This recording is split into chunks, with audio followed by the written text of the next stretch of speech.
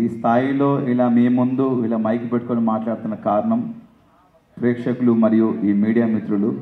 మీరు నాకు గత 10-12 సంవత్సరాల నుంచి నన్ను సపోర్ట్ చేస్తూనే ఉన్నారు. ఈరోజు కూడా స్టిల్ ఇక్కడ కూర్చొని మాట్లాడుతున్నాను, నా కోసం వెయిట్ చేస్తున్నారు. అండ్ ఫస్ట్ ఆఫ్ ఆల్ క్షమించండి, కొంచెం లేట్ అయిపోయింది. 70 రోజులు ఇంట్లో ఉండేసరికి మైండ్ పనిచేయట్లేదు, బాడీ సహకరించట్లేదు, చాలా సన్నబడ్డాను, పొట్టబోయింది. Thank you so much. ఏంటన్నా నేను నైట్ వేసా, నైట్ వేసామంటే ఇది ఓకేనా? Thank you so much. And గెలుద్దాం అనుకున్నాను కప్పు, కానీ గెలవలేకపోయాను. It's okay. ఇంత దూరం వచ్చాను, టాప్ 5లో ఉన్నాను, కారణం కూడా మీరే. మీ అభిమానం, మీ ప్రేమ, ఆప్యాయతల వల్ల టాప్ 5లో నిలిచాను. అంటే గెలిస్తే అది ఒక వారం రోజులు, నెల రోజులు, ఇంకో సీజన్ వరకు గుర్తుండిపోద్ది. కానీ ఎంటర్టైన్మెంట్ చేస్తే జీవితాంతం గుర్తుండిపోద్ది ప్రేక్షకుల హృదయాల్లో. నేను చేసిన ప్రతి బిట్టు సోషల్ మీడియాలో మీరు ఎక్కడో చోట పెడుతూనే ఉంటారు, అది చూస్తూనే ఉంటారు, నవ్వుకుంటూనే ఉంటారు.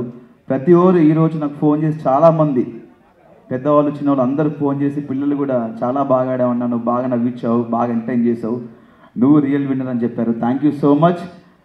ఇలా ప్రతి సంవత్సరం ఇప్పటివరకు నన్ను గెలిపిస్తూనే ఉన్నాను, నేను గెలుస్తూనే ఉన్నాను, ఇంకా మిమ్మల్ని నవ్విస్తాను. అండ్ బిగ్ బాస్ అనేది నాకు సెకండ్ టైం ఆపర్చునిటీ వచ్చింది. సీజన్ 4లో 13 వారాల నుండి టాప్ 7గా నిలిచాను. ఇప్పుడు సీజన్ 8లో మరొకసారి మీ అందరిని నవ్వించే అవకాశం కల్పించింది స్టార్ మా అండ్ బిగ్ బాస్. జీవితాంతం బిగ్ బాస్కి అండ్ స్టార్ మా ఛానల్కి రుణపడి ఉంటాను. Thank you so much. నన్ను ఇందాక మన జర్నీ వీడియోలో కూడా చెప్పాను, బిగ్ బాస్ హౌస్ ఉన్నప్పుడు నా తల్లిదండ్రులు నన్ను పెంచి పోషించి ఒక స్థాయిలో పెడితే ఈ బిగ్ బాస్ అండ్ స్టార్ మా మరొక స్థాయిలో పెట్టింది. Thank you so much once again.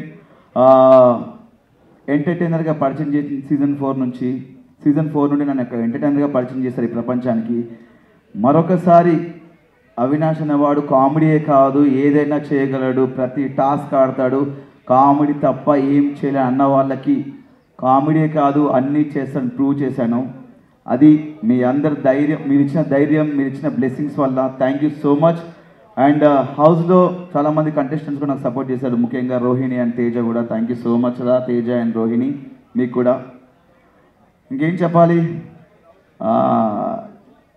ప్రతి క్షణం అనుక్షణం చివరి శ్వాస వరకు మీ అందరూ నవ్విస్తూనే ఉంటాను, ఎంటర్టైన్ చేస్తూనే ఉంటాను. Thank you so much. మీరు ఏమైనా అడగాలంటే అడగొచ్చన్నా. పార్టీ చేసుకుందాం, పార్టీ చేసుకుందాం, దాని ఏముంది. 70 రోజులు లేకుండా లోపల, బయటకు వచ్చినాక చేసుకుందాం. పార్టీ ఉంది, పుష్ప కూడా ఉంది థియేటర్లో. విన్నర్ నిఖిల్ గురించి కామ్ అండ్ కంపోజ్డ్. వాడు ఫస్ట్ 3 వారాలు 4 వారాలు నిఖిల్ నాకు ముందు నుంచే ఫ్రెండ్. అక్కడికి వెళ్ళాక నేను చెప్పాను, 3-4 వారాలు నువ్వు చాలా డల్గా ఉన్నావు, నేను నిఖిల్ని చూడట్లేదు, వేరే నిఖిల్ని చూస్తాను చెప్పాను. దాని తర్వాత కొంచెం ఎమోషన్స్లో ఫీల్ అయి ఉన్నాడు వాడు. ఎమోషన్స్ అన్ని పక్కన పెట్టి గేమ్ ఆడటం స్టార్ట్ చేశాడు. సార్ నైస్ పర్సన్, మంచి స్నేహితుడు, my friend, living legend. Nabeel, నేను బయట ఉన్నప్పుడు నబీల్ ఆట చూశాను, 5 వారాలు చూసి చాలా కత్తిలా ఆడుతున్నాడు అని చెప్పేసి నేను లోపలికి వెళ్ళే ముందు చెప్పాను స్టేజ్ మీద, నాకు కత్తిలా ఆడుతున్నాడు నబీల్ అని చెప్పేసి. లోపలికి వెళ్ళాను, ఆయన మెంటాలిటీ నచ్చింది నబీల్ది. వయసులో చిన్నవాడైనా సరే చాలా బాగా ఆడుతున్నాడు, అందుకే లోపలికి వెళ్ళి నబీల్తో ఫ్రెండ్షిప్ చేయడం జరిగింది. మా ఇద్దరికి అక్కడ సెట్ అయిపోయింది. మన కరీంనగర్, మనది కరీంనగర్, అక్కడ వరంగల్, కొంచెం సెట్ అయిపోయింది అట్లా అన్న.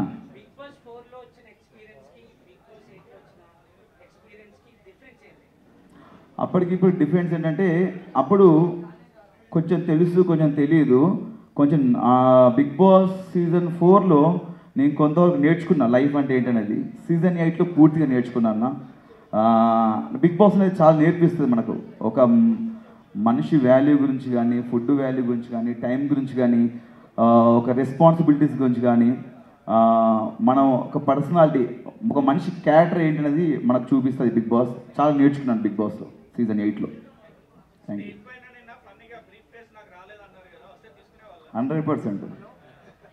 మనకు తెలుసు, మన 15th వీక్ ఫస్ట్ డేనే అర్థమైపోయింది, మనం కప్పు రాదు, బ్రీఫ్ కేసు వస్తే పట్టుకొని లటక్ను పట్టుకొని వెళ్ళిపోవాలని ఫిక్స్ అయిపోయాను.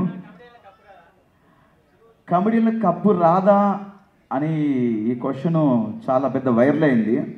ఎందుకంటే మా తేజగాడు రోహిణి ఒకరోజు హౌస్లో డిస్కస్ చేశారు. కమెడియన్స్ కప్పు రాదు, కమెడియన్స్ని అక్కడ వరకే చూస్తారు, అక్కడ వరకు తీసుకెళ్ళదు గెలిపించని చెప్పారు. ఈ ప్రశ్న అనేది నాకు సీజన్ 4 నేను 13th వీక్ బయటకు వచ్చినప్పుడు అనిపించింది. అంటే బేసిక్గా ఒక సినిమాకి వెళ్తే మనం సినిమాలో ఎంటర్టైన్మెంట్ నవ్వుకున్నామా, ఎంజాయ్ చేసాం అనుకుంటాం.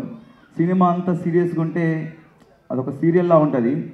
కంపల్సరీ ఈ జనరేషన్లో ప్రతి ఒక్కరు ఎంటర్టైన్మెంట్ కోరుకుంటున్నారు. చాలామంది స్ట్రెస్లో ఉంటారు, ఆఫీసులు కానీ ఇలా వేరే వేరే వర్క్స్లో ఉంటారు. ఇంటికి వెళ్ళి చూస్తే సరదా నవ్వుకుందాంరా అనుకుంటారు.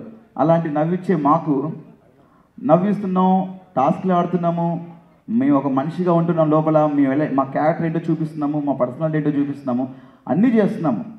అంటే అన్నిట్లలో కామెడీ, టాస్క్లు, ఎమోషన్స్ అండ్ ఫైట్ అన్నీ చేస్తున్నాం.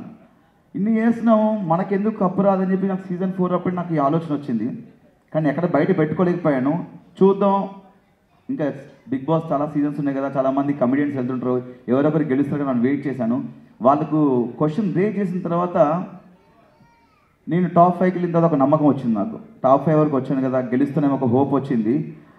దాని తర్వాత చూసిన తర్వాత మనకేమో ఇలా సైలెంట్గా ఉండడం, డైలాగ్ చెప్పడం తెలియదు. మనకు ఎక్కడ ఏమనిపిస్తుంది నవ్విపిస్తాం, నవ్వుతాం, ఏదనిపిస్తే మాట్లాడేస్తాం. అలా మ్యాన్లీగా ఉంటే మనకు పర్సనాలిటీ కాదు, కొంచెం ఫన్నీగా ఉండే క్యారెక్టర్ మనకు. బట్ ఒక విషయం ఏంటంటే నేను నాకు నేనుగా ఆడి నా ఆట నేను ఆడుకొని టాప్ 5 వరకు వచ్చాను. నామినేషన్స్లో ఉండకపోవడం నాకు తప్ప, వాళ్ళు నామినేట్ చేయకపోవడం తప్ప నాకు తెలీదు. బట్ నాకు నేనుగా ఆడుకొని టాప్ 5 వరకు వెళ్ళాను, ఫస్ట్ ఫైనలిస్ట్ అయ్యాను. ఒక నమ్మకం వచ్చింది గెలుస్తానని. బట్ ఇంకా 15th వీక్ వచ్చిన తర్వాత ఆ నమ్మకం కూడా పోయింది. బట్ జీవితంలో కోరిక ఉండిపోయింది. బిగ్ బాస్లో ఒక కమెడియన్ గెలవాలి, ఒక ఎంటర్టైనర్ గెలవాలని నాకు కోరిక ఉంది. గెలిస్తే చాలా హ్యాపీ ఫీల్ అవుతా, నేను చాలా హ్యాపీ ఫీల్ అవుతా. నేనే కాదు, ఇలా ఎంటర్టైన్ చేసే కమెడియన్స్ చాలామంది ఫీల్ అవుతారు.